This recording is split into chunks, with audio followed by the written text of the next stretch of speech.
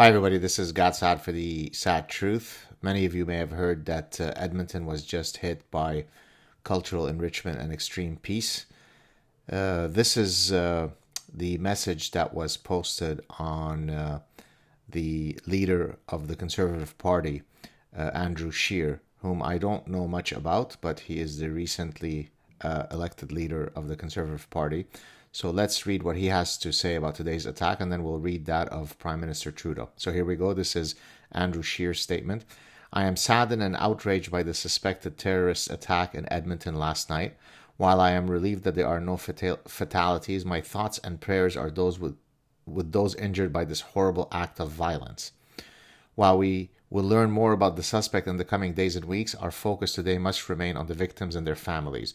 I would like to thank our courageous first responders, especially the officer injured in the attack and all those involved in stopping the suspect. There is no telling how many lives these brave women and men saved through their heroic actions. All Canadians have been and will continue to be unequivocal. Terrorist ideologies have no place in our country. So it's not clear what those terrorist ideologies might be. I mean, is it violent extremism? Is it extremist violence? Is it radicalized extremist lone wolfism? It's difficult to know what it is. But going on, where are we here? Right. Canada is not immune to the threat of terrorism. Only with unity, resolve, and determination will our great country defeat terrorism here at home and around the world. Edmonton is a city of enduring strength and resilience. I have no doubt its citizens will help and support each other in he wrote in he wake, but he meant to say, I guess, in the wake of this terrible event. And then it is written in French because we are officially a bilingual country. Okay, so there seems to be some stuff maybe that's missing in his statement, but let's see. Undoubtedly, Prime Minister Trudeau might have covered that part. Let's see if he did. So this is a statement by the Prime Minister after a terrorist attack in Edmonton.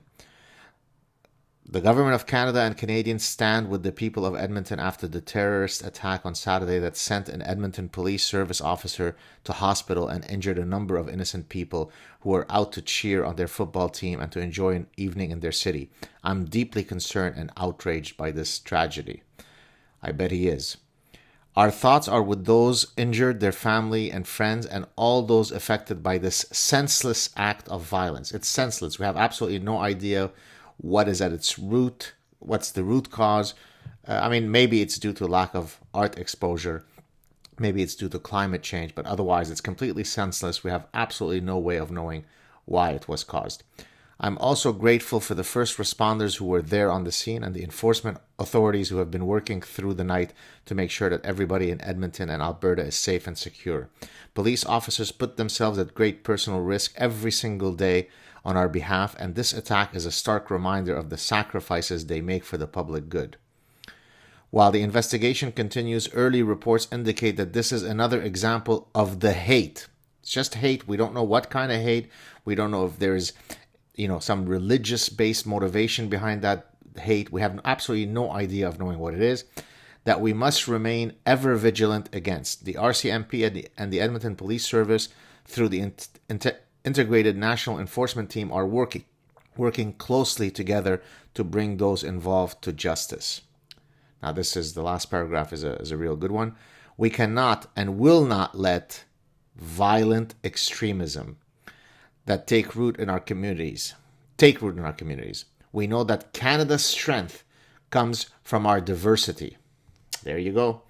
And we will not be cowed by those who seek to divide us or promote fear. Who are those people who seek to divide us? What's the ideology that might be the root cause here? Is it possible there might be some religious traces that might explain the violent extremism, the hate, and the things that are trying to divide us? I say no. I say it's probably due to climate change. We need to double down on reducing carbon emission levels. Edmonton is a strong and resilient city, and I'm confident that its citizens will support one another to overcome this tragic event. So I just read you the leader of the Conservative Party in Canada's statement, and also read you the statement verbatim of the Prime Minister of Canada. Neither of them mentioned anything that might be somehow potentially relevant to this latest manifestation of diversity. This is why we will lose this battle. We won't lose it militarily. We won't lose it through conquest, through violent conquest. We will lose it because the West has been parasitized by political correctness in exactly the same way that the spider wasp, as I've explained repeatedly, zombifies the hapless spider and carries it to its burrow to then be eaten in vivo by its offspring. That's where we're at. And this is why every day, as much as I continue to respectfully, politely engage people, try to get them, to awaken them to the realities that we're facing, frankly, I'm losing hope. How many more videos can I do? How many more lectures can I give? How many more messages can I post on my social media repeating the same thing over and over again when our leaders won't even mention that which is staring us with the same clarity as the existence of gravity? In any case, I wish you all a good Sunday evening and wish you a good week. Take care. Ciao.